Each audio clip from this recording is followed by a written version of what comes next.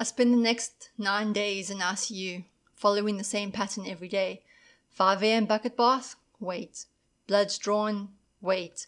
Dr. S will come in to see me for about 3 minutes. We'll talk a bit about his new car he just bought, and then he'll leave again. Sometimes adding medication or just leaving everything to continue as is. Wait. Notification goes off my phone with how much he's claimed from my medical aid. Wait. Visiting hour, where I'd see the clock, and as soon as it would hit the hour, I would watch that door and wait for my family to walk in. Wait. Staff changeover. Wait. Attempt to sleep and repeat. I see patients come in and some never leave. The man next to me would be on dialysis often. He went out for tests a few times and eventually was moved to general ward. The woman in the isolation room in front of me was on a ventilator for a few days. Then she left with a sheet covering her body in the early hours one morning. Dr. GP would come in now and again to see how I'm doing and if there's any improvement. And every time he'd come in and I'd see him, I'd reach for my glasses to put them on so I could focus, which he'd just chuckle about and ask me how my day is going and then go about his business. I met another doctor and we talked about cartoons. I still wanted to draw him a picture of Pinky and the Brain, but honestly I didn't have the concentration and energy to even draw. Family would visit when they could and I definitely felt left behind and trapped as everybody moved forward with his lives, but always thinking, maybe I get discharged tomorrow, maybe it's just one more day. Friday the 9th, things are looking good and I feel so much better. Dr. S comes in and sees me and says, if all goes well, I'll be moved to general ward on Monday, but he wants to keep me monitored for the weekend. That sentence, being told I'd be moved out of ICU after that weekend, made me so happy. Finally, a light at the end of the tunnel. I still asked if I could be moved out now instead. But again, they told me they need to see if I continue to get better and stay stable before moving me out. The nurse looking after me asked if I'd like to go for a shower. Yes, oh my word, so much of the yes. She detaches me from all my machines and monitors, helps a very, very shaky me into the bathroom and asks if I need help, which I've still got this, so no thank you. I have an amazing shower. I'm weak, I get tired quick, and end up having to use one of those shower chair thingies. Never thought I would have to use that in my life, but it was that or fall over. So I chose the chair. The nurse would knock a few times just to check on me. I mean, I was taking forever. It's crazy how slow one showers when you're not feeling well. But all in all, the shower was amazing. And I even got to wash my hair. After my very long visit to the bathroom to shower, I eventually climbed back into bed. The staff even had a hairdryer for me and I started to dry my hair. Another patient giggles and says this is the first time he's ever seen a hairdryer in ICU. I laugh back, this is my first experience of this too. I'm fresh and clean. Shower is way better than a bucket bath in case you're wondering. I'm reattached to all my machines, but who cares? I am feeling good. I am clean. I just feel amazing. I'm moving out to general ward on Monday. This is it. I've got this. We light in a tunnel. Here we come. Then that night, I relapse. The pain is back way worse. I'm extremely nauseous and I start vomiting. A lot and often. Over the weekend, I continue to get worse. Monday morning, Dr. S sees me and decides he wants to do a scope on Thursday, a gastroscopy. He puts me on more medication to try to help with the nausea and vomiting, but nothing is helping. The vomit eventually turns green. It's just bile. That week is insane. Even with pain medication, the pain is next level. Nothing like I've ever felt before. I can't even think or talk about food without wanting to throw up. One day I was sitting in my bed, throwing up in a kidney bowl with my mom sitting next to me. You know, casual things that one does. And a good friend of mine walks in. Because my bed was in the corner, he didn't notice me and walked straight past me. When I saw him, I freaked out. In between vomiting, I'm checking myself and making sure my stupid hospital gown hasn't slipped off in any spots. So I'm holding a kidney bowl with one hand, throwing up green bile, and with my other hand I'm holding my gown. He gets turned around and he sees me. He walks up all concerned next to my mom and says, wow, she's really sick. I can't remember if I said, well, duh, I'm in ICU. But making sure I didn't miss my kidney bowl and focusing on breathing were my main goals at the moment. I eventually asked how he got in because it's only family allowed. He shrugs and says, I told them I'm your brother.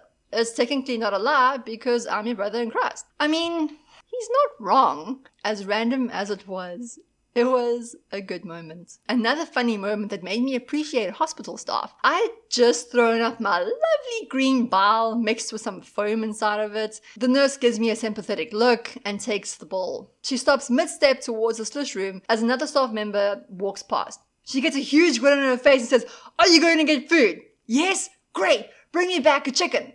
They go on to joke about if they must bring her a whole chicken or not because she just started her shift. She's laughing as she jokes about wanting all the sides that she can get with her chicken, all while holding my amazingly colored vomit. Nursing staff have strong stomachs. I woke up a while later and I had a metallic taste in my mouth.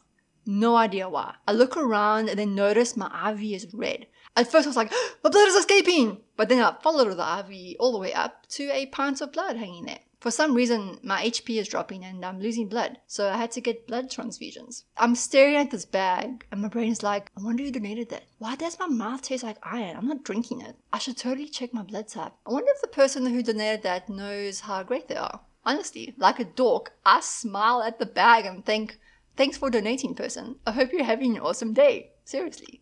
And if you have donated blood, thank you. Yeah, just thank you, seriously. As the days go by, it's getting to the stage where I'm getting really bad and apparently looking really bad too. I don't know how bad I am. I just know I'm in a lot of pain all the time and it's not lightening up. My one aunt said to my mom that she doesn't want to see me like this, but she also doesn't want to not go because she's afraid she won't see me again. She even sent an email to Angus Buchan to ask him to also pray for me. Friends and family from all over has started prayer chains for me. Even people I didn't know were praying for me from different parts of the world. I had friends calling my parents asking for updates. Even had a friend come in to see me and she brought me flowers. I didn't even know she was there. Only once I woke up, the staff told me she had stopped by and given me the card. They couldn't put the flowers next to my bed, so they put them in the staff room in a spot so I could see them. My phone was off most of the time as I struggled to focus on text. I knew I had a lot of messages and wanted to reply, but honestly, I just couldn't. As I get progressively worse, I now also feel like I need to go to the bathroom. And I start getting bouts of diarrhea.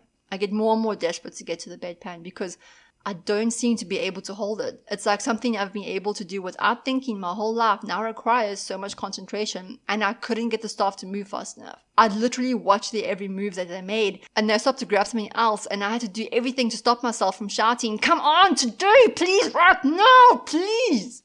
Then one day, the other nurse was looking after me, and the bedpan didn't come in time, and I swirled the bed. I'm shocked. I'm humiliated. And I start crying. I don't know how else to respond.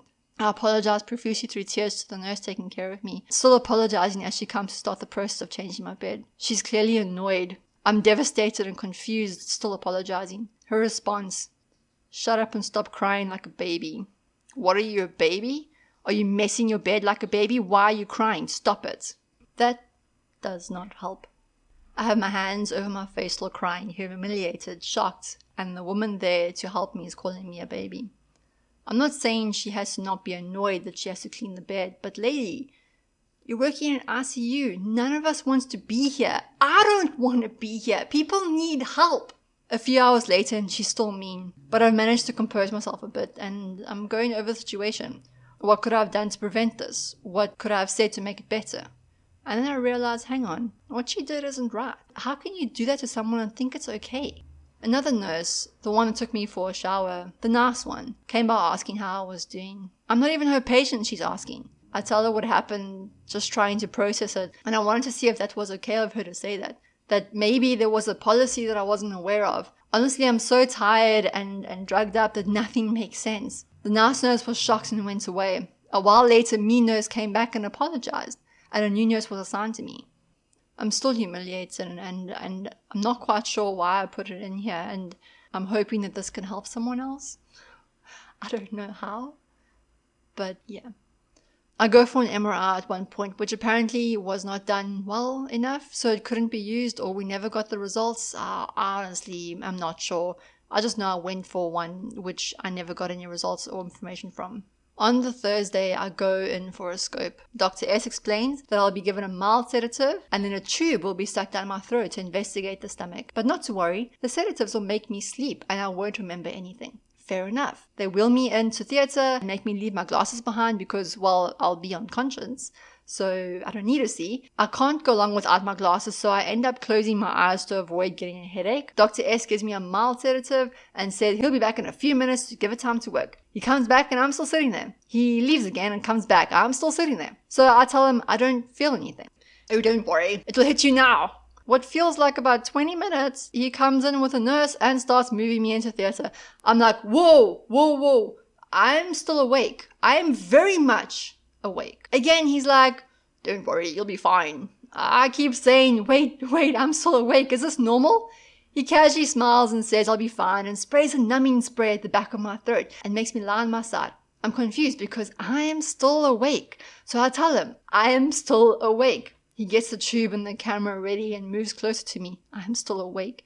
He tells me to put this thing in my mouth, which will stop my mouth from closing while they stick the tube down. One last try. I am still awake. I'm given a nod and told again it'll be fine. Look, I think that the sedative was supposed to make you sleepy and compliant, and then you don't remember the whole thing. Well, that wasn't the case. What a great time to realize sedatives don't work on me. As I talk about this, I can feel the pipe going down my throat. The pressure on my throat not letting me swallow. The gag reflex hitting me over and over again. How I grip the bedding to try and stay calm. My breathing becoming erratic as all I want to do is run away. The strong smell of sterile plastic overwhelming me. My eyes completely tearing up, blurring my vision, and my heartbeat and breathing pounding so loudly in my ears with the monitors going off in the background. I can't tell you how long it was, but it felt like forever.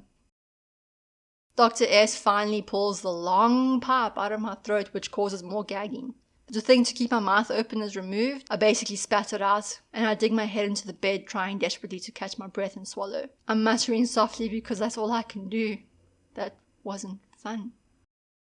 I'm taken back to ICU, my sore, numb throat struggling to swallow, and the feeling of the pipe still down my throat.